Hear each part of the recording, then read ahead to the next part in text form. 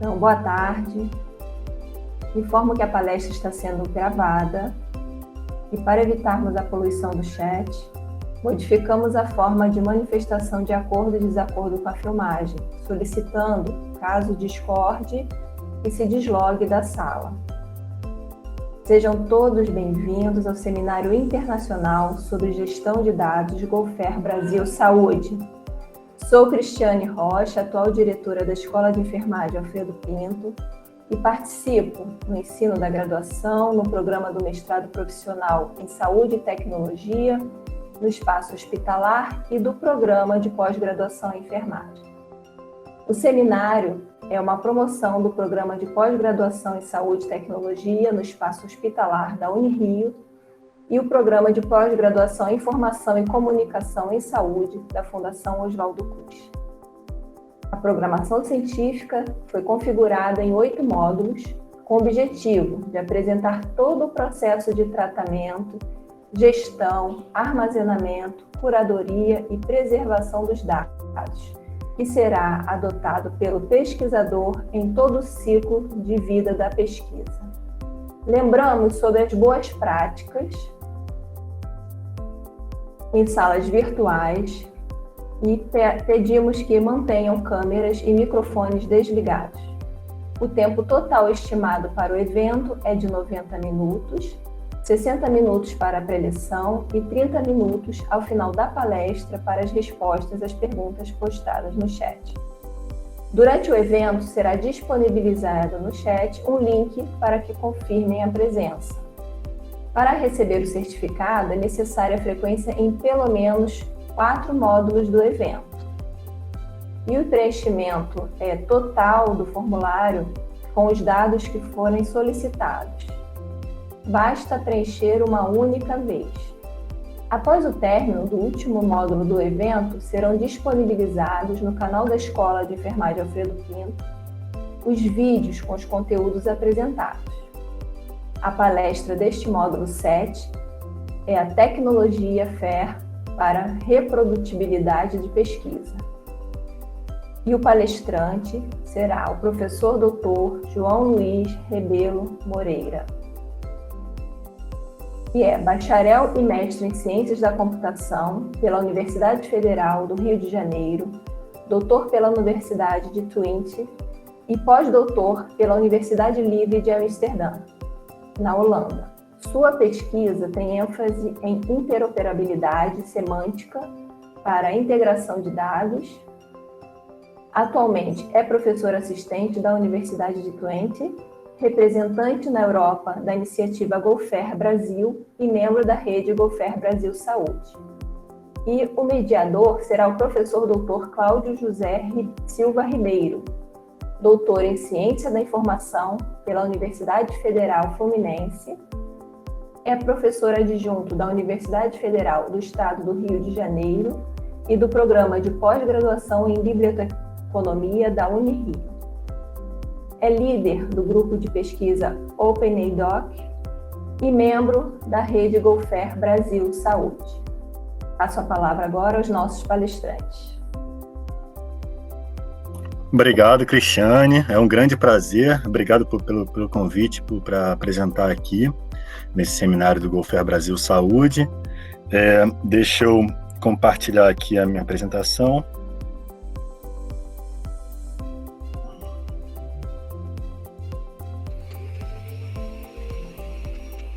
Estão todos vendo? Sim, estamos vendo. Ok, então.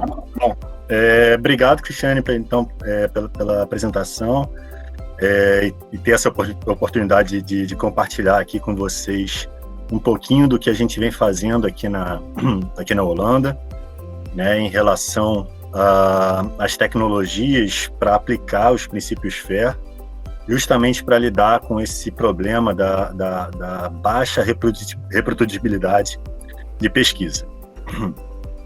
Então, eu vou começar hoje, né, aqui olhando em geral todos os módulos, né, do seminário, e essa ordem dos módulos teve tem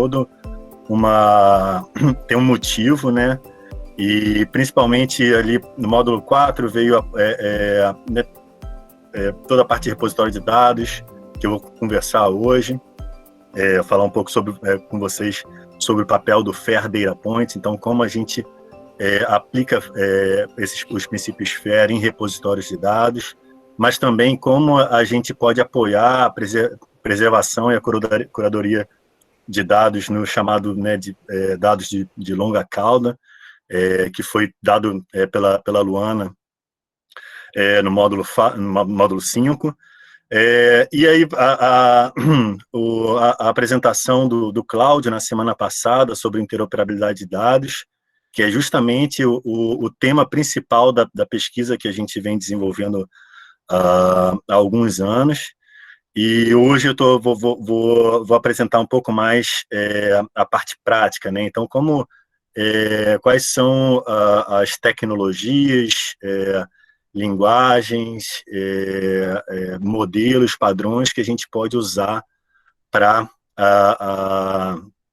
apoiar a gestão de dados de pesquisa. E no final, na semana que vem, ou ainda nessa semana, a gente vai ter ainda o módulo 8 com a professora Maria Luísa e com a Viviane da Fiocruz, falando um pouco aí do Virus Outbreak Data Network, que é uma das redes de implementação do GoFair, e particularmente essa rede de implementação aí no Brasil, que envolve alguns hospitais, mas principalmente quem está liderando isso é a Fiocruz junto com a FRJ, né, a Unirio também participando, claro.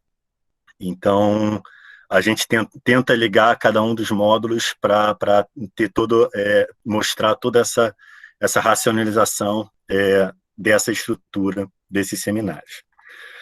E hoje, o que eu vou começar motivando um pouco, falando sobre essa tal de crise de reprodutibilidade de pesquisa. Depois eu vou falar como, né, surgiram os princípios FAIR. Vou tentar ser um pouco mais rápido nessa parte, porque eu sei que vocês já viram isso nos outros módulos, mas aí dando um pouco mais de ênfase na importância dos metadados para apoiar a interoperabilidade, para melhorar a interoperabilidade, né? Quais são os padrões semânticos de interoperabilidade que existem aí nesse contexto de reuso de dados, de pesquisa, como a gente aplica, né, os princípios FAIR em dados que a gente esteja trabalhando, em dados que não são FAIR ainda, então é o chamado processo de FAIRification. E depois eu vou falar sobre como a gente usa repositórios de dados como os institucionais, que são desenvolvidos em cima de plataformas como o Dataverse, DSpace, Secam, como a gente pode aplicar as especificações do chamado FAIR Data Point para melhor gerenciar os metadados e fazer com que os repositórios de dados se comportem de uma maneira FAIR, né? E vou terminar falando sobre algumas outras iniciativas correntes, dando um pouco de ênfase ainda à questão da interoperabilidade. Então, o que é a reprodutibilidade, né? Reprodutibilidade é esse conceito de obter de uma forma consistente os mesmos resultados, usando os mesmos dados de entrada, os mesmos passos computacionais, os métodos, código, fonte, né, software e condições de análise, né? Lá em 2015, mais ou menos, 2016, saiu esse artigo na Nature, né, se existe uma crise de reprodutibilidade, que vem sendo notada, na verdade, desde 2010. Né? Aqui no contexto europeu, a gente pode olhar para as pesquisas financiadas pela Comissão Europeia, nesses consecutivos esquemas, né, chamado FP5, FP6, FP7, agora o H2020 quase já terminando. E o que vem sendo notado, né, assim, desde lá de mais ou menos 2010, é a dificuldade em você reproduzir os resultados de uma pesquisa, né? Então, um projeto ele, né, corre muito bem, né, geralmente tem as publicações, né, tem toda a parte acadêmica envolvida, e uma vez que ela termina, que o projeto termina, o que tem sido notado que é muito difícil a gente reutilizar, ou até mesmo reproduzir exatamente o que foi feito naquela pesquisa. E tem umas taxas, particularmente como a gente está aqui no contexto do Gulfer Brasil Saúde, particularmente as pesquisas relacionadas à saúde, as life sciences, na verdade, que é um pouco mais abrangente, elas são muito, a taxa de não reprodutibilidade, elas são muito preocupantes, né? Se você olhar para os estudos farmacológicos, cerca de 64% das pesquisas não conseguem ser reproduzíveis, né? Em psicologia, 66%. E, pasmem, quase 90% em câncer. Isso quer dizer que somente uma em cada 10 pesquisas em câncer pode ser, de fato, reproduzida exatamente como ela foi feita originalmente, né? E aqui um quadro que vocês podem ver abaixo, né? Claro que isso é uma piada, mas ela reflete a realidade da falta de especificação precisa, né, dos dados, dos protocolos que são utilizados na pesquisa, né? Às vezes é muito difícil, você pega ali o artigo, você pega mesmo um Standard Operating Procedure, né, um procedimento padrão de operação, e mesmo assim você não consegue reproduzir exatamente aquela pesquisa, porque faltam pequenos detalhes que não foram precisamente especificados no protocolo, né? Para piorar essa situação, lá em 2016 saiu esse relatório, e aí relacionado à data science, e aqui a gente está falando muito das pesquisas orientadas a, né, orientadas a dados, as pesquisas são suportadas por dados, e muitas vezes um grande volume de dados. Quando a gente vai olhar para os cientistas de dados para entender quais são os principais problemas desses cientistas de dados, imagino que muitos que estão hoje na audiência, cerca de 19%, então quase 20% do tempo, o cientista de dados, ele gasta tentando achar e coletar os conjuntos de dados. E cerca de 60% ele gasta isso de tempo para limpar e organizar os dados. Então, entender, limpar e organizar os dados, né? Ou seja, 80% do tempo do cientista de dados é gasto em tarefas que não são finalísticas do cientista de dados. Isso é um desperdício enorme, né? E aí vem toda a motivação da criação dos princípios FAIR. Eles foram criados aqui em Leiden, aqui na Holanda, em 2014, né? Na verdade, os princípios FAIR, eu vou pontuar eles, mas eles nada mais são do que boas práticas de administração de dados, né? Então, eles foram, vamos dizer, criados, na verdade, foram empacotados, pegando essas boas práticas de décadas de administração de dados que a gente já tem, né, e colocado em um conjunto de 15 princípios, né, chamados Findable, Accessible, Interoperable, Reusable Principles, né?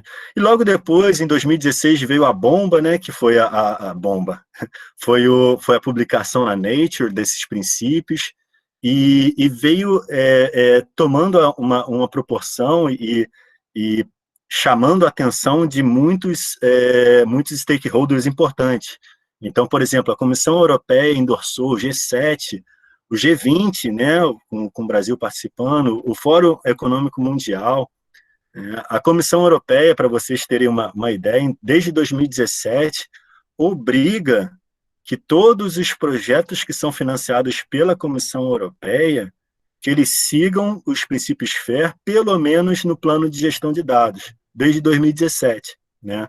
A gente está começando a ter essa experiência da obrigatoriedade da gente ter uma gestão de dados só agora aí no Brasil, né? A gente vê a FAPESP tendo, né, uma iniciativa assim, a gente está vendo o CNPq agora também indo para essa direção, E por quê? Justamente para lidar com esse problema de reproduzir a pesquisa, né?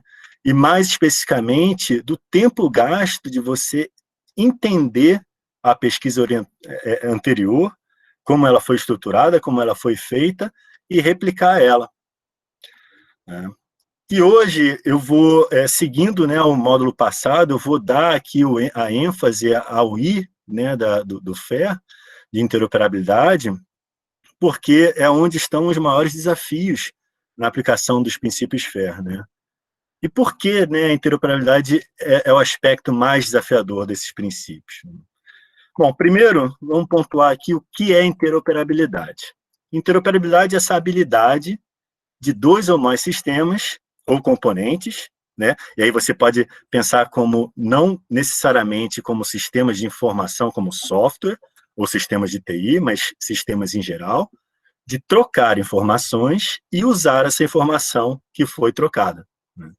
Isso é o Cláudio, né, passou essa definição no módulo passado, e eu gosto uma mais específica sobre interoperabilidade semântica, que veio, né, dessa primeira definição de interoperabilidade, que é lá da Haller, em 95, que ela fala o seguinte, que a interoperabilidade semântica vai um pouquinho além do conceito de interoperabilidade, porque ela foca na interpretação dos dados compartilhados, de uma forma que não seja ambígua, né, que leve em consideração todo o contexto daquele dado, né, tentando garantir que o entendimento seja comum entre todos os participantes naquela comunicação. Quando a gente olha, aí, se olhar para a pesquisa de interoperabilidade, existe um mundo, né? A pesquisa de interoperabilidade já é bastante antiga, já vem de mais de 3 décadas, 4 décadas agora, existe uma série de tipos de classificação. Na semana passada a gente discutiu muito sobre a classificação ali de semântica técnica, a gente falou sobre a pragmática e tudo mais, e hoje, atualmente, o chamado novo framework europeu de interoperabilidade, ele vem com essas 4 camadas, né, de baixo para cima, a interoperabilidade técnica, né, que aí muitas vezes a gente está falando ali sobre sistemas legados e sobre mesmo a questão de protocolos de comunicação no nível de rede, né? Aí depois a gente vem na camada de interoperabilidade semântica, que que era justamente essa característica de ter uma interpretação comum do dado, então tentar garantir o mínimo de ambiguidade possível do dado para o conhecimento comum, para o entendimento comum, né? O terceiro nível ali de interoperabilidade organizacional, e o quarto é de interoperabilidade legal. Eu não vou entrar não vou entrar em detalhe nesses níveis. Isso aqui é só para contextualizar o conceito de interoperabilidade e a importância de gestão de metadados para justamente melhorar a interoperabilidade semântica. Então, quanto melhor, de melhor qualidade, mais metadados você adere ao dado, menos ambíguo ele é e mais preciso ele é, né? O que é metadado? Então, é o dado que descreve o dado, né? O dado que provê uma informação sobre o dado. E aí a gente, assim, uma das classificações mais comuns, né, vem com cinco categorias: a de descritivo, que aí é sobre o trabalho em si, para descoberta e identificação. Então, título, resumo, quem foi o autor, as palavras-chave. A camada estrutural, a categoria estrutural, né, que fala ali sobre como aquilo ali foi composto, aqueles objetos, né, aquele container. Então, qual o tipo de container é aquele, a versão, os relacionamentos, né, e outras características do material, daquele material digital. A terceira é administrativa, então é muito mais em relação ao A, ali ao F, ao A, né? Então, como a gente gerencia o recurso, então qual o tipo de recurso, quais são as permissões, quando e como ele foi criado, quando e como ele foi modificado, aquele material digital, aquele recurso digital. Tem a categoria de referência, que é realmente sobre o conteúdo, né, e a qualidade daquele dado, e o estatístico, né? O estatístico é sobre o processo de aquisição daquele dado, né, que descreve os processos na verdade, de coleta, processamento e no final das contas, da produção daquele dado, né? Por que isso é importante? Porque eu estou falando sobre gestão de metadados para endereçar a interoperabilidade, porque isso está explícito nos princípios FAIR. Os princípios FAIR são 15 princípios, que na verdade não são 15, são 13 princípios. Por quê? Porque 2 princípios eles são especializados, então o princípio A1 ele é especializado em 2 subprincípios, o princípio R1 é especializado em 3 subprincípios, então são 13 subprincípios. E todos eles, não é à toa que tem o meta entre parênteses, não é à toa que cada um desses princípios foi detalhadamente escrito, com muito cuidado, então, com muita precisão, né?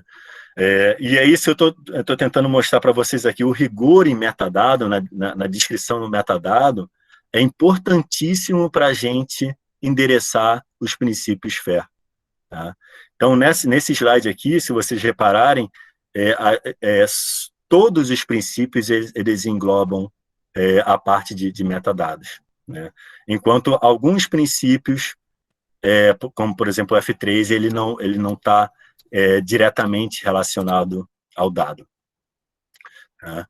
Bom, então vamos ser um pouco mais pragmático aqui, né? Bom, eu tenho hoje meus dados aqui da minha pesquisa, e como é que eu faço para endereçar esses 3 princípios de interoperabilidade? Quais são esses 3 princípios de interoperabilidade?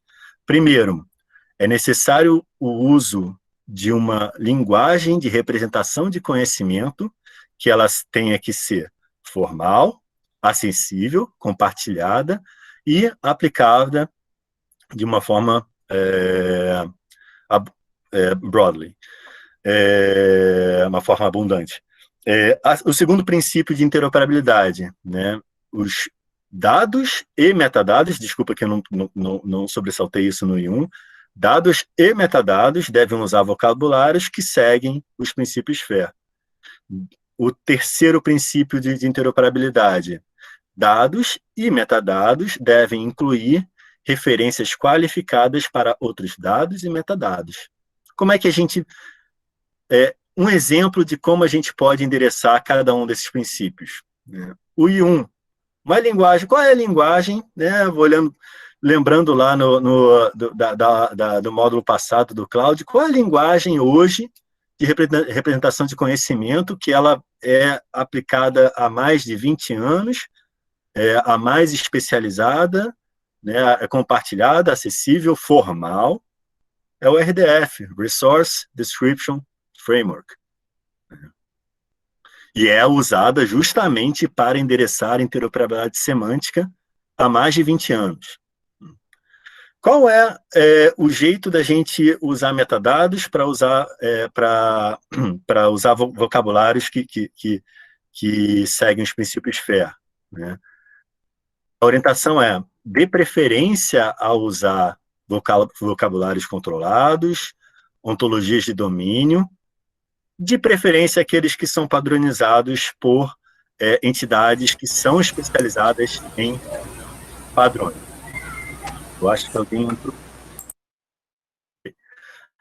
Por exemplo, a W3C. A W3C é uma instituição de padronização, né, foi quem criou a internet, quem criou as especificações para a internet, né, e a própria web semântica. ETSI é da European Telecommunication Standardization Institute, então é aqui da Europa, né. O HL7, como a gente está aqui no contexto de saúde, é o padrão mais aplicado em saúde, o HL7, particularmente hoje o FHIR, Fast Healthcare Information Resources. E como a gente endereça o terceiro princípio, né, de incluir referências qualificadas entre dados e entre metadados, né, através de a utilização de links desses relacionamentos que mostrem, né, a relação entre dados e propriedades de objeto do RDF. E aqui a gente fala sobre, por exemplo, da W3C, o DCAT para catálogos de dados, para repositórios de dados em geral, e o PROV para proveniência de dados. Eu vou pontuar cada um desses dois aí, tá bom? Os outros eu não vou falar em detalhe, mas como o W3C, DCAT e o PROV eles têm uma importância muito grande, eu vou falar um pouco mais em detalhes sobre eles. Então, o DCAT. O DCAT é o Data Catalog Vocabulary. Vocês podem ver que a versão 2 ela foi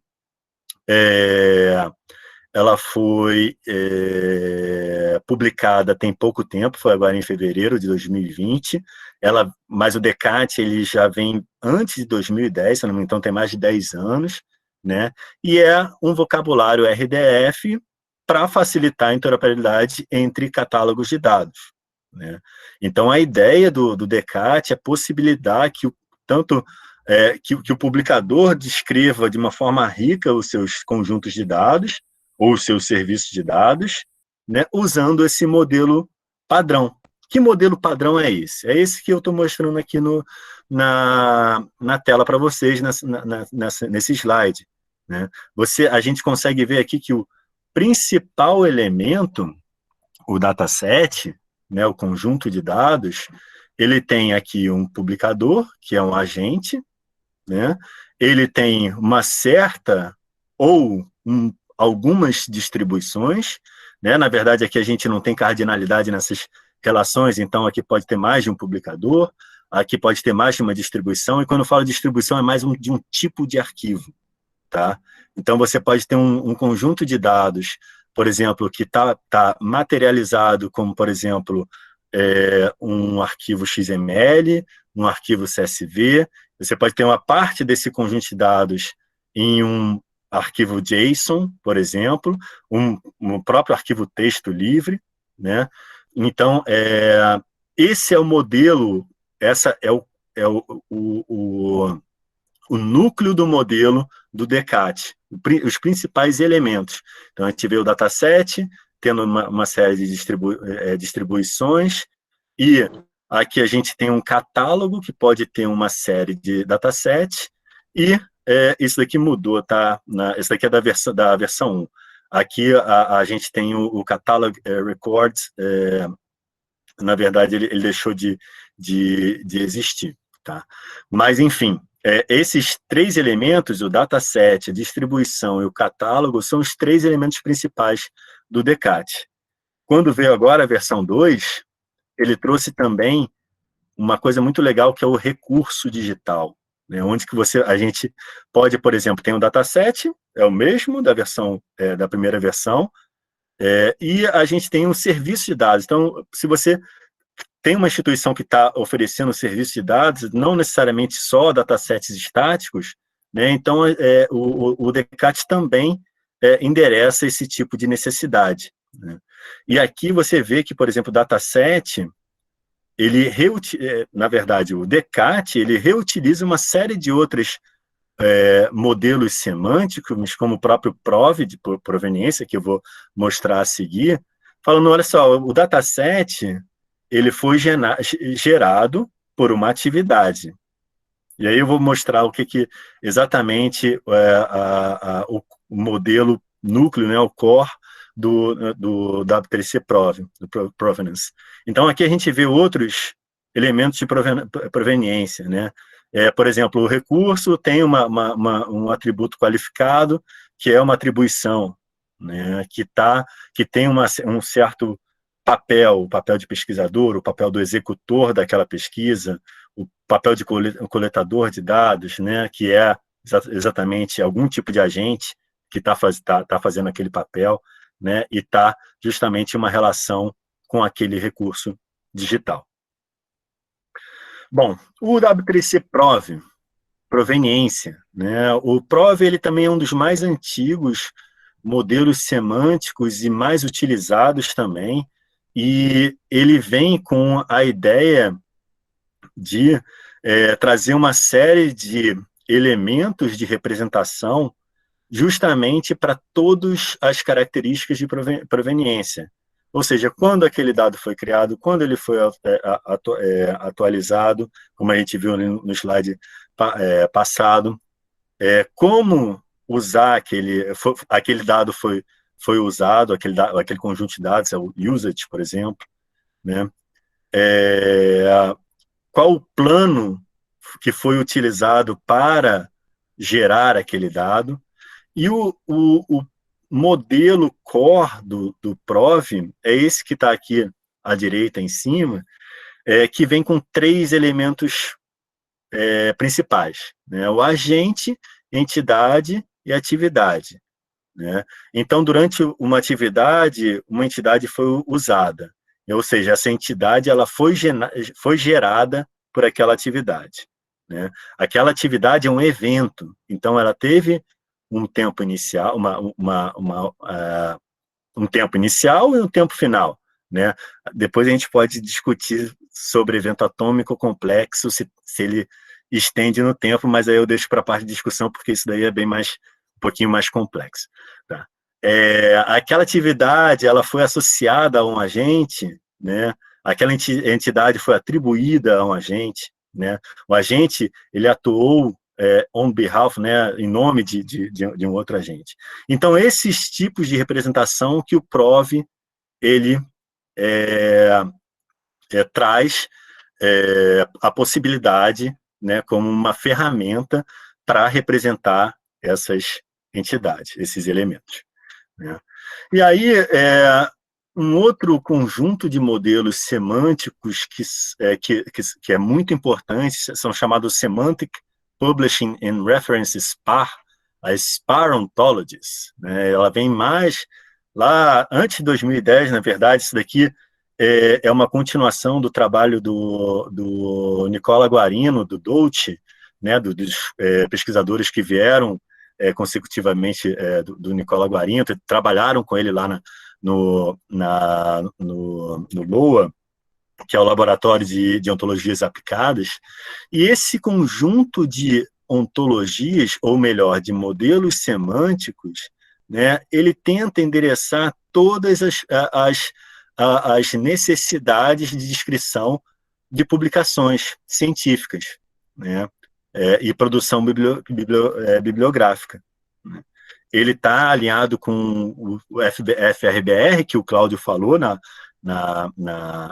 módulo passado, que é justamente o Functional Requirements for Bibliographic Records, né, os requisitos funcionais para os registros bibliográficos. E aqui a gente pode ver cada uma, né, as ontologias SPAR são as em azul, a rosa são as ontologias reutilizadas SWAN, que é um outro conjunto de ontologias, os design patterns, que particularmente veio dessa linha de pesquisa lá do Laboratório de Ontologias Aplicadas do Nicola Guarino. Aí só um parêntese, Nicola Guarino é um dos pais da ontologia. Isso que eu estou apresentando para vocês aqui, ele já falava no início da década de 90.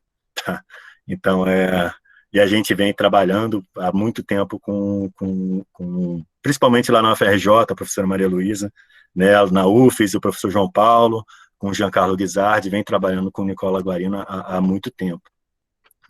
Então, ele traz esse conjunto de ontologias SPAR, traz uma série de ferramentas para, por exemplo, para representar recursos bibliográficos, identificadores, componentes, né, componentes envolvidos com o processo de citação, o próprio PWO, que é o Publishing Workflow Ontology, então, todo o workflow de publicação, né, e aí a gente, né, como a maioria da audiência aqui ligado à pesquisa, então vocês entendem que tem todo esse workflow da pesquisa, desde lá do início, né, do draft, indo para um pré-print, depois a submissão, o aceite, a publicação, a preservação a longo prazo.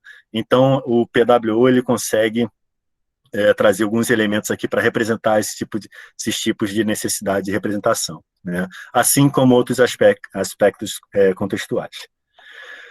Uma outra iniciativa muito importante que está ligada com essas outras que eu falei, né, é a chamada researchobject.org, né?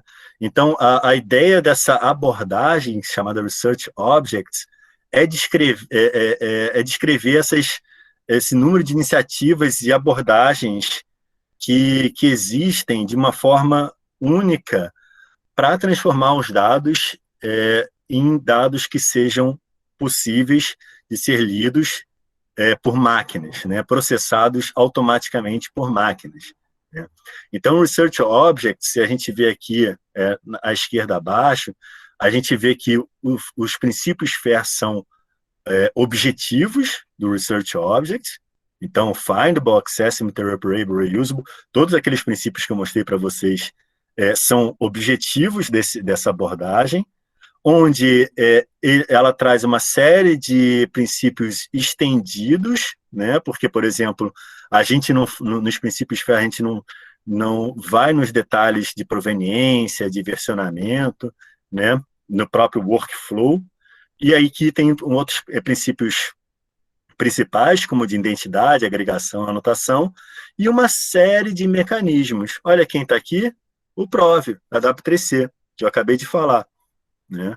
Então, a ideia aqui, o zip, todo mundo, né, já zipou um arquivo, né? Então, todos esses mecanismos, essas tecnologias, eles tentam, nessa abordagem, tentam colocar em um único pacote, né? E é o pacote da sua pesquisa. É muito legal essa iniciativa, essa abordagem, e eu recomendo.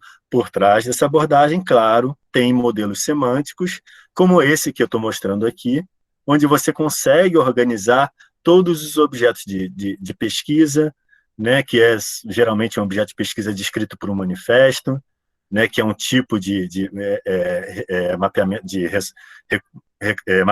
recurso de mapeamento. Então, tem todo na verdade, por trás do RO, né, Research Objects, que a gente chama de RO, tem 3 modelos semânticos. O RO, que é esse que eu estou mostrando aqui, mas também o de Workflow Descriptions e Workflow Executions. Então, Workflow como fluxo, né, de trabalho. Então, como você descreve aquele plano, o protocolo, por exemplo, o Standard Operating Procedure, o protocolo padrão de operação. Desculpa, porque às vezes eu acabo não usando o termo em português certo. Mas ele vem com uma série de elementos justamente para a descrição, então esse é o Workflow Description, e também para a execução, que aí tem o uso de toda a parte de proveniência do W3C, né? Um outro modelo semântico importante é aquele que está em cima, e aí muito relevante para essa audiência, que está em cima da linguagem comum de fluxos de trabalho, Common Workflow Language, né, o CWL.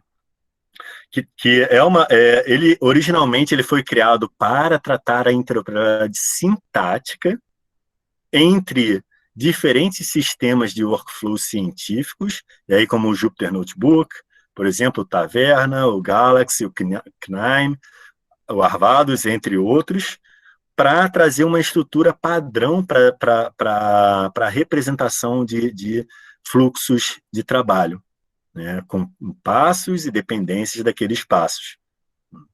Em cima dessa linguagem, que é uma linguagem orientada à interoperabilidade sintática, veio a parte da interoperabilidade semântica através do chamado CWL-Prov, né? Então, a aplicação de proveniência em cima do CWL. Aqui eu estou mostrando para vocês, esse artigo é muito legal, aliás, do CWL-Prov. No final da apresentação tem todas as referências. E ele é recente, aliás, eu acho que a versão final foi publicada nesse ano. Né? Eles estavam há quase 2 anos no pré-print. Muito interessante também ver a evolução desse artigo. Então, você pode ver que aqui, por exemplo, eles usam uma série de tipos de elementos do PROV, do W3C, né? Alguns subtipos aí, com o que eu estava falando ali do RO, então ele usa alguns do Research Objects, alguns elementos do Research Object, por exemplo, a classe Workflow, a classe Processo, a classe Execução de Workflow, né? Uma série de relações também desses modelos semânticos, né? Para o range, né? Em que aquela propriedade, essas relações aqui, elas são aplicadas em cima desse tipo, né, para, por exemplo, o workflow, ele tem um subprocesso, o processo, né. E isso, cada um dessas, aí de novo eu falo, essa publicação é muito legal porque traz um conjunto de 17 recomendações para reprodutibilidade de workflows científicos, de fluxos de trabalhos científicos. Né? E nada mais é do que uma revisão de literatura que também une, né, essas 17 recomendações e faz também já uma ligação com os princípios FAIR, embora seja uma ligação ainda muito simples, mas já tem uma orientação de justamente como cada uma dessas recomendações podem estar relacionadas com cada um dos princípios FAIR. Né? Aí eu posso ficar aqui dias falando sobre modelos semânticos existentes, mas aqui eu só selecionei os mais relevantes para o módulo de hoje, mais especificamente para, né, o contexto de saúde. E no contexto de saúde tem um que também é muito importante, que na verdade ele reutiliza, ele não criou nenhum elemento novo, ele só reutilizou os modelos semânticos já existentes, que é o chamado HCLS, né, o Healthcare and Life Science, que nada mais é do que o que a gente chama de perfil de modelo semântico. Quando a gente fala o perfil, é que ele está reutilizando uma série de modelos semânticos. Olha quem está aqui, o DCAT, o Data Catalog, né? O Dublin Core, foi muito falado, FOF, Friend of Frame, o próprio PROV, né? Claro, sintaxe RDF, esquema RDF, né? O próprio esquema.org. Então, reutiliza uma série de elementos para justamente auxiliar a representação de todo o workflow científico e dos dados que são utilizados e gerados naquele workflow científico. Não só para a parte de proveniência prospectiva, que é chamada a descrição dos workflows, mas também para a parte da proveniência retrospectiva, que é justamente as execuções, e quando foi executado aquele fluxo de informação, quais dados foram gerados, quais dados exatamente foram utilizados naquela execução. Né? E também tem uma terceira parte de proveniência de workflows, que é a evolução de workflows. Então, é justamente versionamento, né, as mudanças de uma versão de um fluxo de trabalho para uma versão mais nova. Também é importante a gente ressaltar a Ontology for Biomedical Investigations, a OBI, que está dentro do chamado OBO Foundry, que é uma iniciativa muito importante, justamente para quem trabalha em saúde, para justamente representar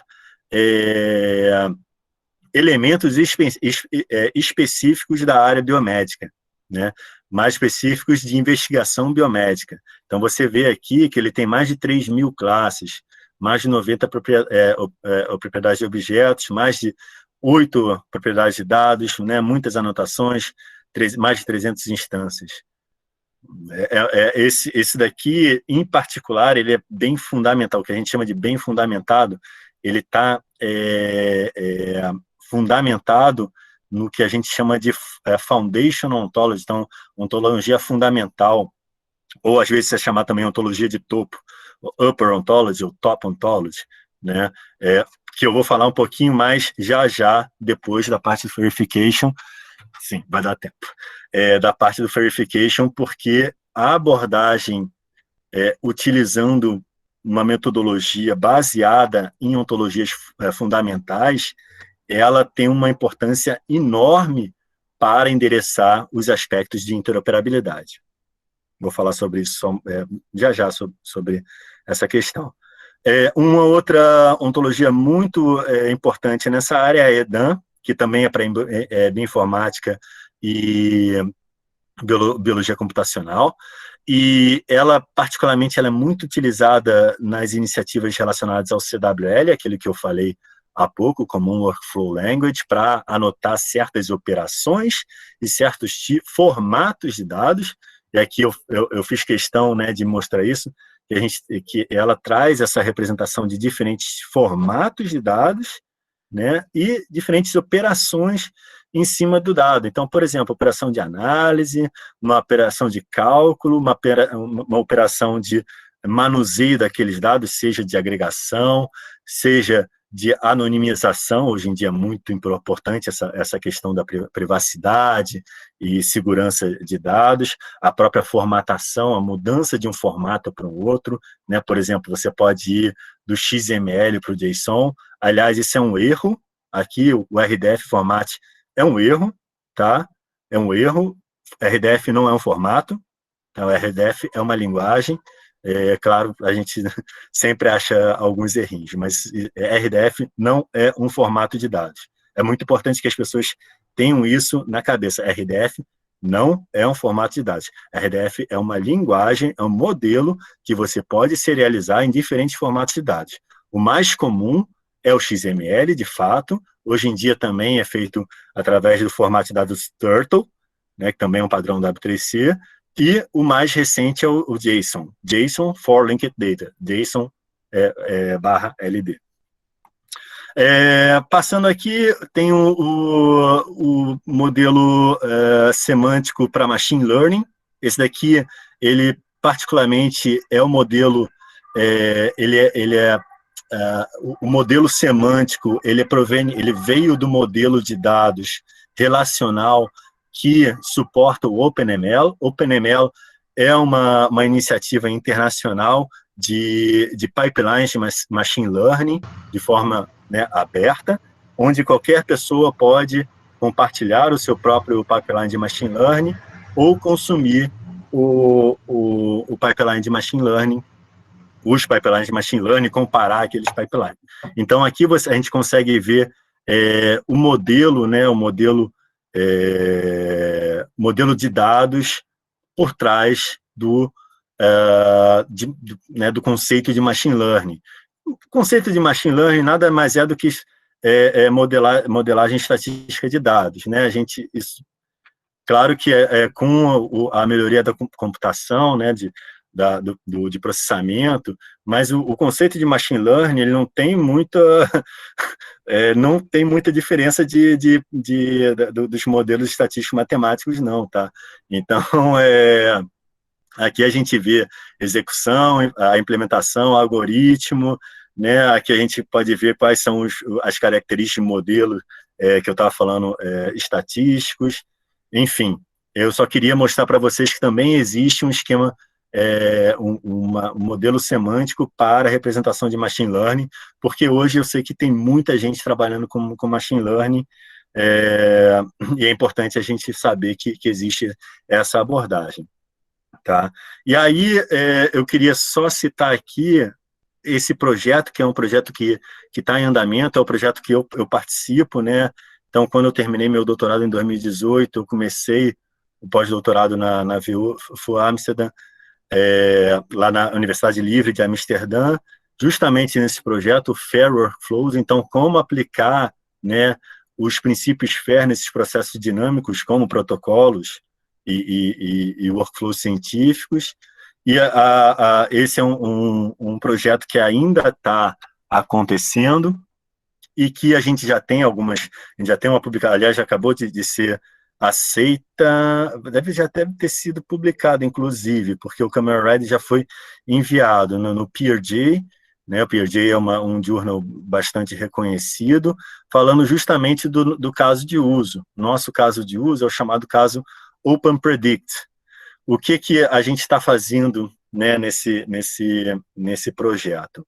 A gente está tentando reutilizar todos esses padrões esses modelos semânticos que a gente que eu mostrei para vocês, né, tentando empacotar isso de uma forma que possa ser utilizado em sistemas de workflow científico. E, particularmente, a gente está trabalhando em cima do Jupyter Notebook. Tá? E o que a gente fez uma abordagem bottom-up, onde a gente pegou um caso chamado Predict. Esse caso é de reposicionamento de medicina, de remédios, reposicionamento de drug repositioning, né, em inglês, que se chama essa abordagem. O exemplo mais todo mundo conhece é o caso do Viagra, né, que ele originalmente tinha um outro objetivo, né, porque no final das contas ele é usado, e a gente olhou para o Predict. O Predict é justamente uma abordagem, um workflow científico que tenta utilizar uma série de dados abertos para identificar medicamentos, outros medicamentos para doenças cardíacas. Né? Esse Predict ele foi publicado, se não me engano, em 2012 ou 2011, e desde então ninguém conseguiu reproduzir totalmente, a não ser, claro, os autores desse trabalho. Né? E ele tem um impacto enorme na indústria farmacêutica, né? Justamente na parte de descoberta de medicina, de medicamentos para problemas cardiovasculares, né? Problemas do coração. Então, o que a gente fez foi aplicar os princípios FAIR, esses modelos, em cima desse workflow científico, o Predict. O nosso cientista de dados ainda não conseguiu chegar na mesma precisão, né, desse workflow, desse pipeline de machine learning. Está quase lá, né? Se eu não me engano, a original está em 95%, ele já está em 90 e poucos %. Né? Isso tudo porque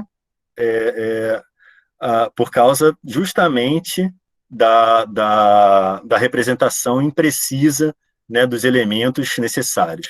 Então, esse é um projeto que está em andamento, FAIR Workflows. A gente teve, né, esse caso de uso publicado agora, e no final, se vocês quiserem a referência, a gente pode, inclusive, discutir sobre ele. Mas eu achei importante eu mostrar ele aqui, porque a gente vai, principalmente esse caso de uso, o OpenPredict, porque eu vou exemplificar, vai dar tempo? Sim, acho que vai. Em cima do processo de verification, o que a gente fez justamente ali nesse projeto, né? Então, a pergunta é essa, né? Como a gente usa esses modelos padrões, né? Esses padrões semânticos ou modelos semânticos, justamente para endereçar a interoperabilidade, né? Então, como a gente faz para pegar datasets existentes? Então, a gente não criou esses datasets seguindo os princípios FAIR, outras pessoas criaram, outras instituições criaram, então a gente está pegando esse dado cru, né, que foi disponibilizado, que ainda não é FAIR, e como é que a gente, né, usa esses modelos semânticos justamente para melhorar a representação desses conjuntos de dados. Isso é feito através do processo chamado de FAIRification. É um processo de pegar conjuntos de dados e transformar eles em FAIR, né, em aplicar os princípios FAIR nesses conjuntos de dados, para que as pesquisas posteriores, que podem ser até as suas mesmas pesquisas, possam reutilizar aqueles dados de uma forma mais eficiente. em que a gente não precise passar por aquele problema dos 80% de tempo dos cientistas de dados, que eu também vou mencionar durante o processo de verificação, né? Então, qual é a situação corrente? A abordagem padrão de um cientista de dados, né? Ele tem um conhecimento de um dataset, de um conjunto de dados, vai lá, pega esse conjunto de dados, faz o download para sua máquina e começa a querer entender e preparar esse dataset, ou os datasets, para ele poder utilizar na pesquisa dele, né? E aí, lembrando aquilo que eu falei, né, que eu acabei de comentar de novo, ele vai gastar ali cerca ali de 60% do tempo dele, do total do tempo dele, de pesquisa, total, 60%, mais do que a metade, somente nessa atividade. Somente tentando entender aqueles conjuntos de dados e preparando aqueles conjuntos de dados para ele poder executar. As atividades principais dele, né, de um cientista de dados, que é, por exemplo, aplicar algoritmos ou refinar algoritmos, fazer mineração de padrões, isso ele gasta 4% do tempo, 9% do tempo. 60% do tempo dele, ele está gastando para só entender e preparar esses dados, né? Ou seja, né, para encontrar também e acessar esses dados, quase 80% do tempo dele, né? E aí sim, para ele poder combinar isso com outros dados, executar né, queries, consultas em cima desses dados e analisar, claro, o resultado das consultas, analisar aqueles dados combinados. E entrando em um ciclo, né, que aí ele vai, uma vez que ele recupera novos dados, então ele tem que, de novo, entrar nesse ciclo. E como é que o processo, o workflow de verificação, verification, ele tenta endereçar esse problema, né? Começa da mesma forma, você, né, localiza lá o arquivo, trouxe para sua máquina ou para um ambiente distribuído, se for um arquivo ou conjunto de arquivos muito grandes, né? E aí você começa a tentar entender aqueles datasets, né? A primeira ferramenta que ela pode ser utilizada aqui é a chamada OpenRefine. OpenRefine, vocês podem ver aqui, o link para o Verifier. OpenRefine, ela é uma ferramenta desenvolvida pela Google, né, aberta, então de código aberto, para data wrangling. Data wrangling é um conceito um pouco antigo de realmente, acho que em português a melhor forma de falar é massatear o dado, né? Tentar formatar aquele dado. Se eu não me engano, wrang pode ser até mesmo usado como retorcer. Wrang pode ser, inclusive, data wrangling, retorcer o dado para que você possa utilizar aquele dado na sua pesquisa. O OpenRefine, inicialmente, a ideia dele era só isso, que quando a Google desenvolveu e tornou aberto.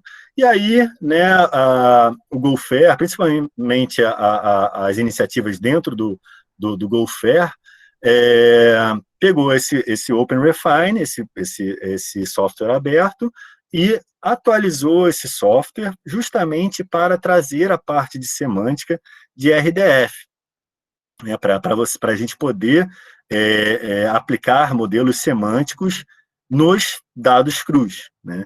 E aqui vou usar o exemplo justamente lá do OpenPredict, mais especificamente um tipo de conjunto de dados, que é as interações entre proteínas, no chamado Human Interactome. Eu não sei em português esse termo, tá? Eu acho que muita gente aí tá na audiência capaz de saber bem melhor do que eu, né? Então, a gente pegou esse conjunto de dados, a gente pode ver aqui, nada mais é que são 3 colunas, é o gene 1, o gene 2, como 2 genes se relacionam, e qual é a fonte da onde surgiu aquela relação, né? De que pesquisa, mais especificamente, por exemplo, aqui da literatura, pode ser de outros tipos de fontes, né? Que surgiu o conhecimento sobre a relação de um gene para outro. E aí a gente usou o Verifier, né, que é justamente o OpenRefine melhorado, para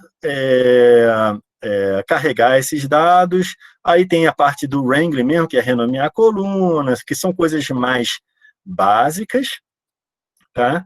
E aí vem a parte da definição semântica, do modelo semântico, né? Eu vou precisar mais uns 15 minutos, tá? Então eu vou ter que entrar um pouquinho na parte de perguntas e respostas. 10 a 15 minutos. Então, a gente tem lá a definição do modelo semântico, né? Essa atividade, né? Quais são os conceitos que estão envolvidos ali? Eu acabei de falar, gene, né? Gene ID 1 e Gene ID 2, né? Quais são as relações entre conceitos? Mais importante, quais são os vocabulários que já existem que trazem elementos para a representação desses conceitos, né? O OpenRefine, ele falha muito nisso, né? Você, no final das contas, o pesquisador ele vai ter que usar um repositório, e aí é muito importante, eu esqueci de colocar aqui, mas aí para vocês anotarem aí, Linked Open Vocabulary, LOV. Se vocês botarem no Google LOV, L-O-V, e Ontology, você vai cair justamente nesse indexador de ontologias. E é um indexador muito de modelos semânticos. É um indexador muito utilizado. Então, por exemplo, ele veio aqui, eu não sei direito, né? Aqui tem aquelas 2 colunas ali, não sei direito do que é aquilo. Eu acho que é um gene, né? Pela descrição né, o descritor do dado, geralmente é um dicionário de dados que vem acoplado ali de alguma forma, um texto, um PDF, alguma coisa assim, está descrevendo ali os dados. Eu sei que é o Gene ID 1 e o Gene ID 2, né? Mas já existe algum modelo semântico que traga essa representação de Gene ID 1 e Gene ID 2? Aí você usa um repositório, um indexador de modelos semânticos como o LOV, Linked Open Vocabulary. O LOV ele é muito bom para isso e particularmente a gente utilizou nesse exemplo aqui. Tá? Então a gente achou lá no Bio2RDF justamente 3 conceitos que a gente precisava. GNAD 1, GNAD 2 e Source, que é a origem. Então a gente, mais especificamente aqui, foi esse daqui, o Interactor A, Interactor B, então o gene que interagiu, o A, com o gene que interagiu com o B, com o source. Então, esses são os 3 elementos que a gente achou lá no Bio2RDF, justamente para a gente poder enriquecer a representação do nosso conjunto de dados, né? E aí é a parte fácil. É a parte que é justa. Claro, tem algumas pesquisas em aberto desenvolvidas, mas hoje em dia você gerar, né, uma vez que você anotou os dados, você gerar o RDF daquilo, seja num formato XML, seja no Turtle, seja no JSON-LD, né, isso é bastante fácil hoje em dia. Então, o OpenRefine, o Verifier, né, que é a versão do OpenRefine, ele traz esses elementos, essas funcionalidades para você exportar os dados em RDF. Né? E aí vem a parte de você colocar licença no seu dado. Né? Eu não sei se vocês já tiveram a experiência de utilizar o Protégé. O Protégé é uma ferramenta excelente para desenvolvimento de modelos semânticos, desenvolvimento de modelos RDF, né? Mas ela, para usuários finais, por exemplo, pesquisador, é exatamente essa imagem que eu estou mostrando aqui para vocês. Né? É muito difícil. Né? Ela traz uma série de funcionalidades muito legais, mas são funcionalidades muito legais para o desenvolvedor de modelo semântico. Né? E aí eu vou falar daqui a pouco, né, no próximo slide, já quando você muda esse chapéu, né, de quando você precisa desenvolver um modelo semântico. Né? Então, e aí, uma vez que você coloca a licença no seu conjunto de dados, você define ali uma série de metadados para aquele conjunto de dados. Qual o autor, qual é a versão, quais são as distribuições, a proveniência, né? Você também utiliza uma ferramenta como o Protégé. Aliás, o Protégé ele foi criado por Stanford, pela Universidade de Stanford, mantido ainda por eles. é um dos melhores editores de modelos semânticos. Claro, ele é aberto, né? Claro que tem alguns comerciais, como o Top Braid, por exemplo, que ele é um pouco mais agradável de se utilizar. E aí, uma vez que você define os metadados do conjunto de dados, você tem que fazer o deploy daquele conjunto, daquele dataset, em algum recurso que aceite, né, um dados FAIR. Mais especificamente, né, o FAIR Data Point. O FAIR Data Point, e aí vocês podem pensar, mas isso não é o repositório de dados? Sim, os dados, eles ficam armazenados no repositório de dados. Como eu falei lá no início, repositórios de dados podem ser institucionais, que podem utilizar plataformas como Dataverse, DSpace, Secan, Invenio, ou aquelas outras várias que o Washington apresentou para vocês no módulo 4, ou 5, módulo 4, sim.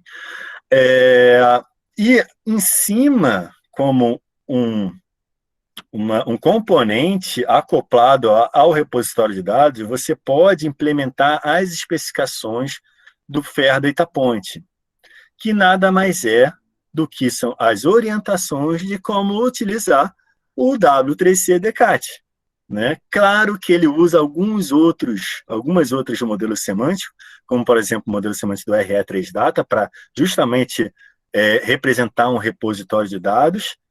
E qual o benefício disso? Né? O benefício disso, quando você acopla um FAIR Data Point no seu repositório de dados, é justamente você trazer a tecnologia semântica para o seu repositório de dados, para o repositório de dados poder interoperar de forma semântica com outros repositórios de dados. Tá? E aí sim, né? Aí você pode combinar com outros dados FAIR dentro do repositório de dados, que expõe aqueles dados através do FAIR Data Point, para poder executar consultas e analisar os dados combinados. Né? Então, o que é esse tal de FAIR Data Point? Né? FAIR Data Point, ele não é um repositório de dados. Ele é um conjunto de especificações para infraestrutura de armazenamento e acessibilidade dos dados, mas com foco na gestão dos metadados. Eu sei que muitos desses repositórios de dados, eles têm os mecanismos para a gestão de metadados, mas que não levam em conta as tecnologias semânticas. Né? Então, o FAIR Data Point ele vem trazendo isso com aqueles padrões que eu apresentei para vocês, como, por exemplo, o DECAT, o RE3Data, o FOLF, o próprio RDF, nessa estrutura de 5 níveis. O primeiro nível, o repositório de dados. Um repositório de dados pode ter vários catálogos. Por exemplo, um catálogo é uma área de conhecimento humanas, o outro catálogo é exatas. Né? Dentro do catálogo humanas pode ter uma série de datasets, né? Uma série de conjuntos de dados. Dentro de um dataset pode ter uma série, um ou mais, com distribuições, então arquivos mesmo. Então, o dataset lá de proteínas, ele tem uma distribuição, no nosso caso era um arquivo CSV. Né? E dentro do CSV tinha o GN1, GN2 e source. Né? A representação daquele dado, do registro daquele dado, que é o 5º nível do FAIR Data Point.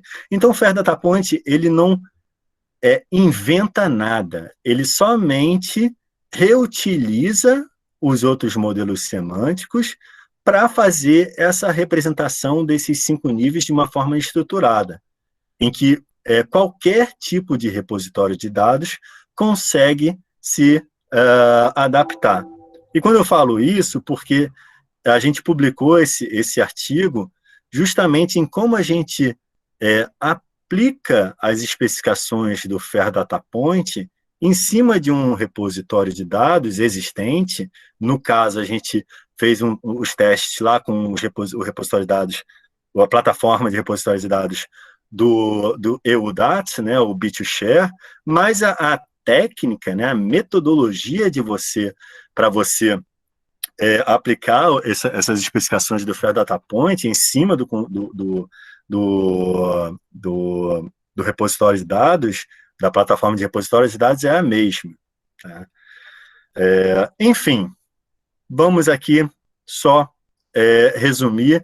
Então, em cima a gente vê a abordagem comum, né, a situação comum dos nossos pesquisadores, e muitos de vocês devem, né, se identificar com né, nessa figura, e embaixo tem justamente o processo de verificação, tentando endereçar justamente esse problema que a gente está vendo aí dos 60% para entender e preparar os conjuntos de dados, né?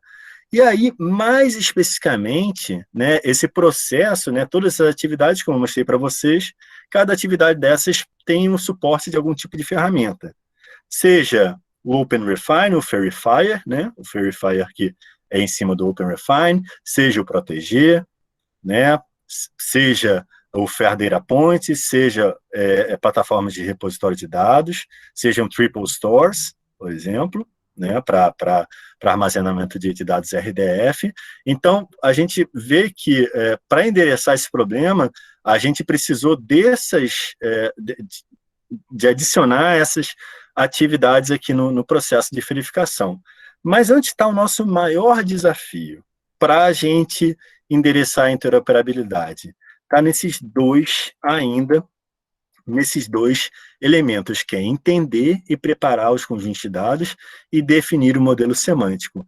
Que aquela ferramenta, o Verifier, ela ajuda. Se você não tem nada, pega ela e faz, utiliza ela. É uma boa forma de você começar a trabalhar de uma maneira fair os seus dados, mas ela tem uma série de questões, principalmente se você não achou os elementos que você quer para a representação do seu conjunto de dados, né?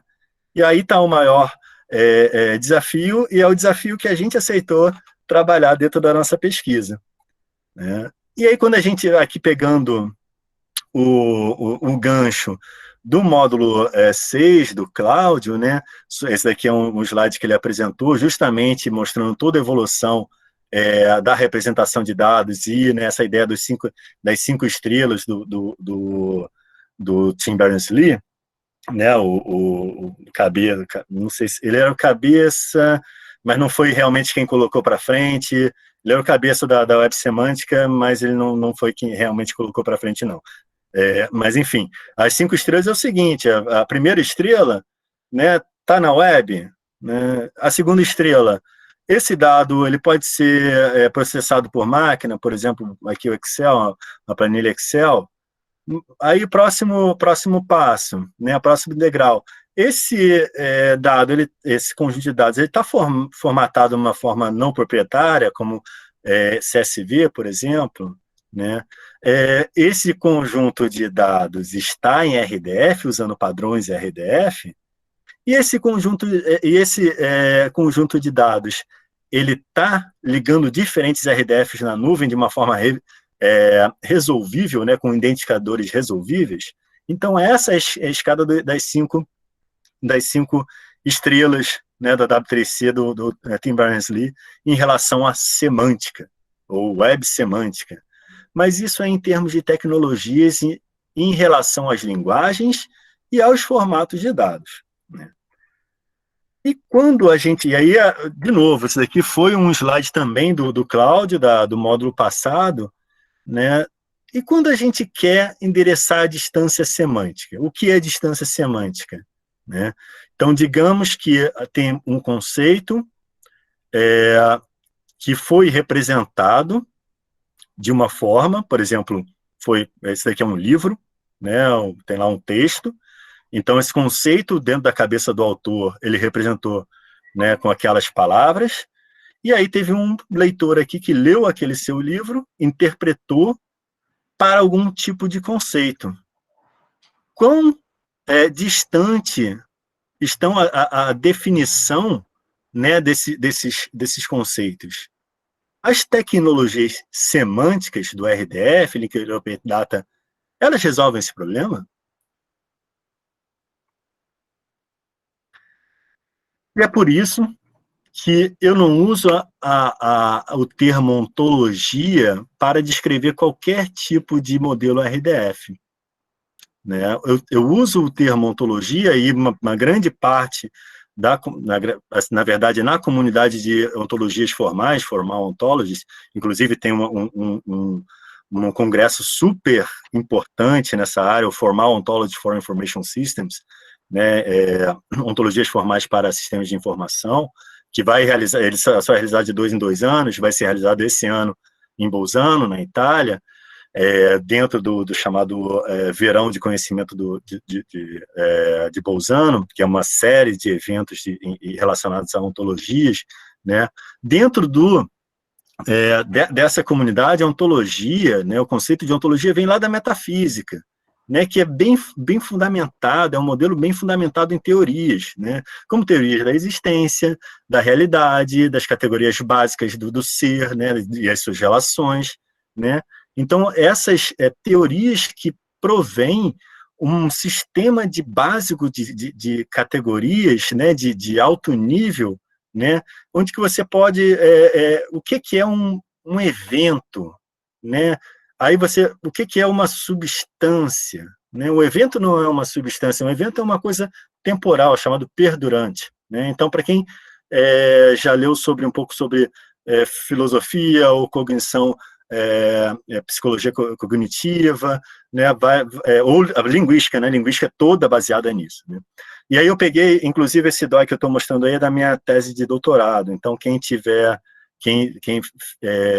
lá tem uma série de referências, e aí essa figura eu fiz, né, com base na semiótica, né, o triângulo semiótico é esse daqui, né, onde tem um conceito que se refere a alguma coisa da realidade, né, e o conceito ele é reificado para algum símbolo em alguma linguagem, ou seja, esse símbolo ele é designado para algum conceito, né, e uma vez esse símbolo de uma linguagem, ele pode ter diferentes interpretações. Então, usando essa linguagem, você pode ter uma série de modelos, esse círculo, esse conjunto cinza aqui, né, que essa linguagem te oferece. E aí, qual a diferença e o que você, como autor da linguagem, você queria só essa parte azul aqui. Você não queria trazer tantos elementos que pudessem passar desse limite da parte azul. Então, quando a gente fala de uma boa ontologia, uma má ontologia, a boa ontologia é que chega perto do que foi do modelo pretendido originalmente por quem criou aquela linguagem, enquanto a ontologia ruim é aquela que passa dessa parte, né? Passa muito dessa parte e chega aqui no limite. Né? E qual o problema do RDF? Por que o RDF ele não a gente não pode falar que qualquer RDF é um modelo, é uma ontologia. Né? Eu me refiro ao modelo semântico a qualquer modelo em RDF, mas não necessariamente o modelo semântico é uma ontologia. Né? Por quê? Porque o RDF, pura e simplesmente, deixa você representar, por exemplo, que uma maçã é uma amêndoa, é uma subclasse de uma amêndoa. Nada do RDF, per se, né? O RDF padrão, ele se restringe a esse tipo de representação, né? Então, assim, uma maçã é um subtipo, né? Uma especialização de amêndoa, né? Eles compartilham mesmo o princípio de identidade? Não, né? Se a gente for lá para a classificação de frutas, né, existem princípios de identidade muito bem definidos para cada uma das categorias. E essas categorias são disjuntas. Então, uma fruta simples não pode ser uma fruta agregada, que não pode ser uma fruta composta. E, no caso, uma maçã é um subtipo de uma pom, né, uma suculenta, está aqui, essa categoria, essa categoria aqui. Enquanto uma amêndoa é um nut, né, é uma noz, uma fruta seca, né? E que tem características, princípio de identidade diferente, muito diferente e totalmente explícito. O RDF, per se, não dá a capacidade para você, como, né, representando os dados, de você ter essa noção. Claro que a gente sabe, né, a nossa cognição, mas imagina que eu não soubesse nada sobre frutas, né? Eu ia aceitar isso. A máquina é assim. A máquina aceita, ó, maçã é uma amêndoa, né? E como, né, a gente pode endereçar esse problema da representação de conhecimento? Existe, né, o Cláudio também tocou nesse assunto, toda uma abordagem. Essa abordagem hoje já tem já tem 20 anos, praticamente, inclusive do Giancarlo Guizzardi com João Paulo Almeida, principalmente, que foi, inclusive, nasceu aqui na Universidade de Twente, quando eles vieram fazer o doutorado deles, que traz uma série de categorias básicas, bem fundamentadas em teorias de linguística, de representação cognitiva, de psicologia cognitiva e filosofia, justamente para a gente poder representar de uma forma clara, né, todos esses conceitos. E nada mais a abordagem aqui, eu vou, né, rapidamente, para terminar essa apresentação, falar que quando você quer, por exemplo, uma classe, né, você está representando uma classe, uma coisa concreta, né, você vai perguntar primeiro, essa classe, todas as entidades dessa classe, elas compartilham o mesmo princípio de identidade? Se sim, então ela é um sortal. Se não, ela é uma mixin. E essa classe, ela é rígida? O que é rígido? É uma vez que aquela instância foi criada para uma classe, ela pode mudar para uma outra classe? Por exemplo, o aluno, o papel é um papel, o aluno pode passar a ser um professor. O aluno pode ser, inclusive, professor. Você pode ter a fase adolescente e a fase adulto. Esses são, né, distintos. Então, a característica de rigidez é justamente essa, né? Aquela instância ela pode permear por outras classes, né? E é basicamente isso. Às vezes as pessoas acham que é muito complicado você usar a modelagem conceitual orientada a ontologias, mas o conceito principal é basicamente isso. É você entender se aquele elemento que você está representando, a classe daquele elemento, todas as instâncias, elas têm o mesmo princípio de identidade, e se elas são rígidas ou não são rígidas. Tá? E aí tem todo um ferramental, aqui eu estou mostrando para vocês, para suportar justamente a modelagem dessas ontologias. E a partir das ontologias, usando uma ferramenta como essa, o OLED, no caso, você consegue automaticamente gerar o RDF. Né? E assim, só um exemplo aqui eu acho que eu vou terminar nesse slide, tem alguns outros slides, mas ficou um pouco longe, mas eu cheguei no ponto principal, que é justamente a abordagem essa metodologia de modelagem conceitual orientada à ontologia, que é fundamental para endereçar a interoperabilidade. Interoperabilidade semântica. Usar as tecnologias, o RDF, LOD, é necessário, mas não é o suficiente. Né? E um exemplo, né, em como a gente poderia utilizar em alguma coisa que já existe, né? Uma engenharia reversa.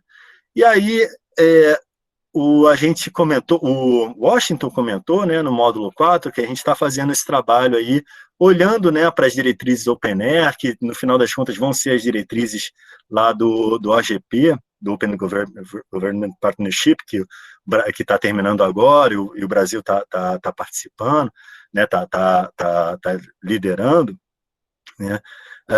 Eu peguei um só elemento, que é o chamado Controlled Vocabulary for Resource Types, então os tipos de recursos digitais, né. Que taxonomia é essa? Né? Uma taxonomia onde, no mesmo nível, você tem dataset, você tem uma classe order, você tem um workflow, você tem material cartográfico. Né? Qual é a base, qual é a base fundamental dessa taxonomia? É uma representação, é uma relação hierárquica aqui de is-a, né? de subtipo. Uma entrevista é um dataset, né? Esse é o padrão, tá? Esse é o padrão que a gente tá usando. Né? Eu digo que o OpenAIRE, né, recomenda, né? Quais são os critérios para você que foram utilizados, né, para representar esses elementos nesse primeiro nível, né? Esses elementos aqui são disjuntos, ou a gente pode combinar esses elementos, né? Então, por exemplo, qual é a ideia de colocar em um mesmo nível pré-print, né, aula, periódico e manuscrito? Então, por mais que isso auxilie, não pode negar que isso auxilie a interoperabilidade, mas ele também traz uma série de problemas semânticos que a modelagem conceitual orientada a ontologias, ela pode resolver. Né? Aquela forma metódica de criar esses tipos de taxonomia, né, é justamente para tentar endereçar esse tipo de problema. Tá bom? Então, eu vou terminar por hoje. Eu ia falar um pouquinho aqui sobre... Tem essa iniciativa sobre o ecossistema de ferramentas do FAIR, que está sendo liderado pelo GoFair Internacional aqui na Holanda. Você pode ver que o OntoML faz parte aqui no nível de modelagem. Mas uma série de outras iniciativas relevantes que eu posso pontuar agora durante as perguntas e respostas. Tá ok? Obrigado pela audiência. Obrigado, João. Foi muito bom aí você poder trazer essa visão para a gente, né? Compartilhar conosco aí essa tua experiência, esses teus projetos que estão acontecendo aí. A Daniela já me avisou aqui que eu só tenho 10 minutos para a gente fazer as perguntas, né? Então, eu não vou comentar muito, eu vou trazer só uma primeira observação que eu acho que é interessante, que vão nortear aí toda essa conversa que a gente está tendo, né? É legal você ter pontuado essa questão de que entender e preparar os conjuntos de dados, né, e definir o modelo semântico é o nosso maior desafio.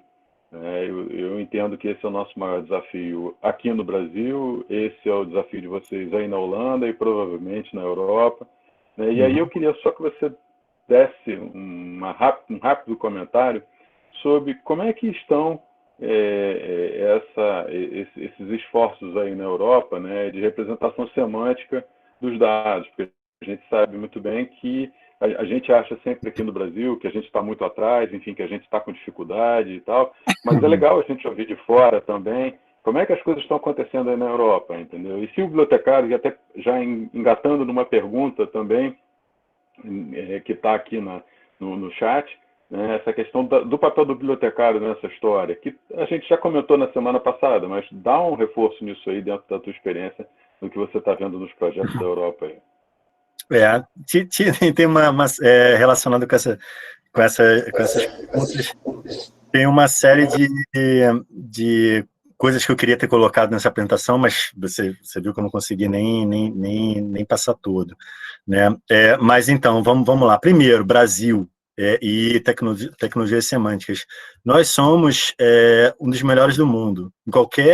Em qualquer conferência, né, relacionada a ontologias e semântica, os brasileiros sempre estão envolvidos, sempre são referência, e aí a gente pode, de novo, Giancarlo Guizard, João Paulo Almeida, que são da Federal do Espírito Santo, eles são referências mundiais há muito tempo, há década, mais de década agora, né? Então a gente tem uma qualidade nessa área do conhecimento muito, muito, muito grande, né? Claro que aqui existe uma série de iniciativas acontecendo, até mesmo porque existe um financiamento grande, né, da Comissão Europeia para resolver esse problema, para tentar endereçar esse problema da reprodutibilidade, né? Então, eu estava conversando, né, deve ter um ano mais ou menos, acho que foi um ano, foi lá em Leiden, que eu conversei com o diretor do European Open Science Cloud, né, o EOSC, e ele me falou, olha, a gente entendeu o problema da interoperabilidade, a gente entendeu o problema de representação dos dados, e a gente vê que tem mais de 20 anos de pesquisa que a gente precisa ainda. Ele estimou isso. Eu acho que a gente vai precisar de mais de 20 anos de pesquisa para tentar realmente endereçar esses problemas de interoperabilidade, né? Então, existe uma série de iniciativas acontecendo aqui, e o maior desafio está no multidomínio, né? Em como combinar diferentes domínios, por exemplo, o domínio de agricultura com o domínio de saúde, né? Muitas vezes você tem terminologias que podem sobrepor, né? E aí você tem que ter, né, toda aquela parte de uma representação muito precisa que leve toda a parte contextual, né? E aí, uma outra iniciativa que a principalmente Comissão Europeia está investindo muito é no chamado Centros de Competência de Dados, né, que dentro do Go-FAIR a gente chama de Centro de Competências de Administração de Dados, Data Stewardship Competence Centers, DSCC. Tem inclusive uma rede de implementação do Go-FAIR só de DSCC, e a rede de implementação que parece que vai ser que tem sido a mais demandada, inclusive. Qual a ideia? A gente já vê isso no Brasil acontecendo também. A ideia é que as instituições, né, passem a ter um centro de competência de dados com administradores de dados com formação, e aí eu estou falando bibliotecário de dados, tem o principal papel nesse centro de competência de dados para justamente dar o apoio para os pesquisadores, né? E tem uma série de iniciativas indo para esse conceito de centro de competência de dados, inclusive no Brasil. A gente vê, no caso da FAPESP, né, do repositório da FAPESP, o Metabuscador, a gente vê, por exemplo, na USP, a USP tem lá um centro de competência de dados. Quando a gente vem aqui, na Europa, hoje em dia, todas as instituições de pesquisa têm. Então, a Universidade de Twente tem, a Universidade de Amsterdã, Livre, tem também um centro. Por mais que ainda esteja engateando, né, essa iniciativa, mas por que isso, né? O Barend Mons, que é o cabeça por trás do Go-FAIR, ele vem falando há muito tempo, olha, se você separar 5% do valor que você recebeu no projeto somente para a gestão de dados, você vai acabar com um monte de problema a longo prazo, justamente de reutilização e, por consequência, de reprodução dessas pesquisas, né? E esse artigo, inclusive, saiu na Nature tem uns 4 ou 5 meses, mais ou menos.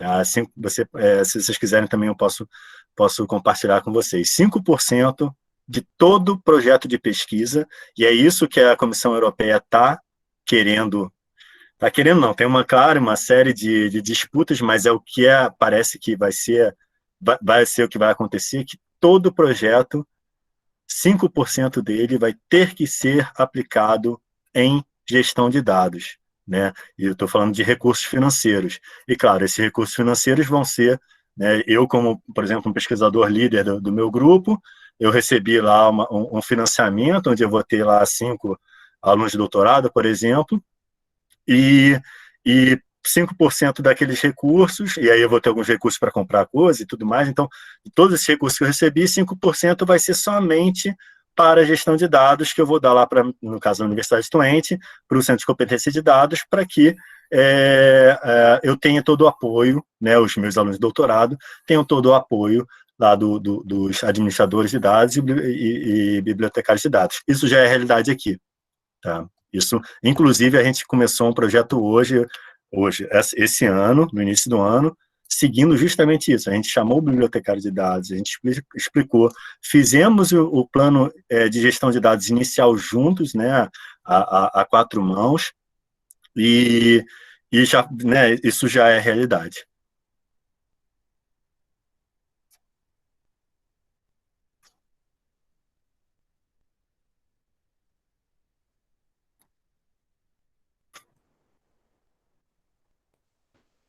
Está fechado o microfone. Desculpe, pessoal. Legal, então vou repetir, dando um rewind aqui. Obrigado, João, foi muito legal essa tua resposta, porque ela já abarcou algumas perguntas, pelo menos 2 que a gente tinha aqui sobre o perfil e sobre a participação das pessoas, né? Eu vou fazer mais uma, já que a Cristiane agora entrou ali, a Daniele também já tinha me dito que estava na hora da gente encerrar, então eu vou fazer mais uma para a gente poder fazer o fechamento disso aí, tá?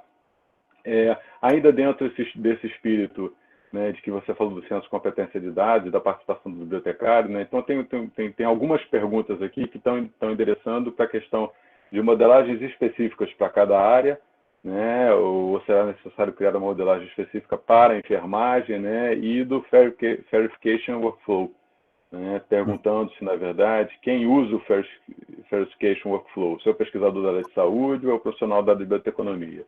Então, são 2 perguntas. Na verdade, a questão do Verification Workflow, quem usa isso, né? E quem é que faz, digamos assim, tem os benefícios disso, e sobre a questão das modelagens específicas de cada área e se tem uma modelagem específica para a área de enfermagem. Tá, então começando isso foi uma coisa que eu sempre cito e esqueci durante a apresentação do processo de workflow, né? Porque todo processo tem uma série de papéis envolvidos, né? Então, e esses papéis, então, por exemplo, o papel de definição semântica é o papel de um profissional que tenha o conhecimento em tecnologias semânticas. O papel de entendimento dos dados, né, de entender aqueles conjuntos de dados, é um outro papel, um papel que somente, né, quem tem, por exemplo, o enfermeiro, no caso, né, do domínio de enfermagem, ou, por exemplo, o bioinformata, né, no caso de bioinformática, tem a noção exata daqueles conceitos. Então, no final das contas, o processo de verification, ele une uma série de papéis. Então, a gente precisa do papel do pesquisador, precisa do papel do bibliotecário, precisa de um papel de TI ali, pode ser que o papel do bibliotecário pegue um pouco desse ou não, aí isso daí tem uma série de discussões, se o bibliotecário vai passar a ser TI também ou não, né? Tem uma série de discussões em relação a isso. Então, hoje, por exemplo, na minha pesquisa, sou eu que faço, sou eu que passo por todos aqueles passos, né? Claro que eu tenho expertise nisso, mas alguém que não tem expertise nisso vai precisar da ajuda do bibliotecário de dados. No final das contas, o bibliotecário de dados vai ser a pessoa que vai nortear, né? O pesquisador vai dar o conhecimento, vai chegar ali dando conhecimento sobre os dados, e o bibliotecário vai ser quem vai estar norteando. Sobre isso que você está falando, agora entendi o conceito. Esse conceito também é utilizado em outro modelo, que eu já sei, já está catalogado lá na minha biblioteca, né? E aí, respondendo sobre um modelo semântico de enfermagem, eu não tenho, eu não sei exatamente, mas é uma coisa que eu já conversei muito com a Patrícia Henning, que a gente precisa fazer aquele trabalhozinho ali de procurar, que eu tenho quase certeza que já existe, né? E aí você pode até pensar mesmo, nesse domínio de enfermagem, se você for para o OBI, que é Ontology for Biomedical Investigations, né, ontologia para investigações biomédicas, já dá algum suporte para a enfermagem, eu acredito. Obrigado, João. Foi um prazer estar contigo nessa tarde e volta a palavra aí para os coordenadores. Obrigado, Cláudio. Agradeço muito ao Dr. João Luiz Ribeiro Moreira e ao Dr. Cláudio José Silva Ribeiro por estar esta tarde conosco, compartilhando seus conhecimentos. Também agradeço aos demais membros participantes da equipe organizadora e a todos que estiveram presentes nesta tarde conosco. Gostaria de lembrar, quem ainda não preencheu a frequência, que por gentileza cliquem no link postado no chat e basta preencher uma única vez. Convido a visitarem as páginas do Facebook do PPGEST e o canal do YouTube da Escola de Enfermagem Alfredo Pinto, onde futuramente serão postados os vídeos desse nosso encontro. Os links de acesso desta plataforma foram postados no chat e podem ser fotografados ou printados para que possam acessar mais tarde.